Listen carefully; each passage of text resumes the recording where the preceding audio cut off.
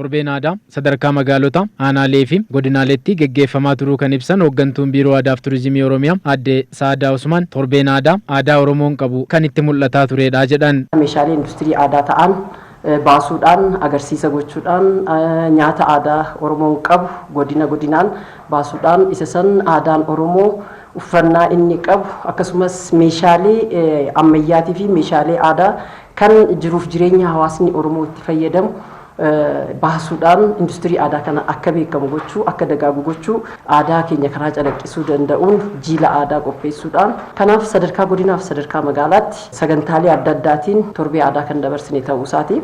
Torbeen aadaa sadarkaa naannoo Oromiyaatti bitootessa 18 kaasee sirnoota adda addaatiin kabajamaa jedhan. Bitootessa 18 hanga bitootessa 20tti sadarkaa naannootti magaalaa Shaashamannee godina Arsii Lixaa dabalatee achirratti geggeessinaa jechuudha. Guddina aadaa keenyaa turizimii keenyaatiif jedhuun aadaan keenya madda turizimii ta'uu danda'a. Uummanni Oromoo aadaa fi safuu guddaa kan qabu sirna gadaatiin kan geggeeffamu kana keessatti aadaa nyaataa mataasaa kan qabu aadaa uffannaa aadaa gammachuu isaatti dabarsu aadaa gadda isaa ittiin walii ibsu aadaa wal gargaarsa isaa ittiin walii dabarsu waan qabuuf isa kana immoo sadarkaa naannootti finneet godinaaleen hundi isaanii karaa itti hirmaachuu danda'an sadarkaa naannootti qophii gahaa gochaa jiru ta'uu isaati. Torbee aadaa barana kabajamu wanti adda taasisu naannoleen biyyattii hundinuu jila isaanii qabatanii kan irratti hirmaatan ta'uudha jedhan Aadde Saadaan. Uummanni Oromoo ammataadha. Uummanni Oromoo nama jaalataa. Uummanni Oromoo kan dhabeef ilmoo guddisa kan kennu kan waan ilmatu dhabeef sa'a jabbii wajjin kan kennu kan ammoo qabatamatti agarsiisuu qabna kan jedhu naannolee 11 irraa jiila aadaa hirmaachisna jechuudha.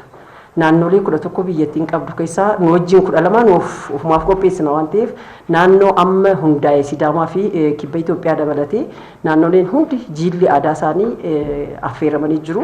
Torbeen aadaa qophaa'uun aadaa Oromoo beeksisuudhaan cinaatti madda galii ta'a kan jedhan Aadde Saadaan walitti dhufeenya naannoleetiis akkaan kan cimsu ta'uu dubbatan. Walitti dhufeenyi kun dambalii guddaas kan uumu gara tokkoon aadaan keenya madda turizimii kan itti ta'u isa lammaffaa immoo aadaan keenya gara diinagdeetti kan itti jijjiirru dargaggoonni keenya dubartoonni keenya hojii dhabiyyeen keenya ijaarramanii meeshaalee industirii aadaa kana gara magaalaatti kan itti dhiyeeffatan kan itti gurguratan waan ta'eef qophiin barbaachisu sadarkaa naannoottis ta'ee sadarkaa bulchiinsa godina Arsii Lixaatii fi magaalaa Shaashamanneetti xumurree kan jiru ta'uu isaati.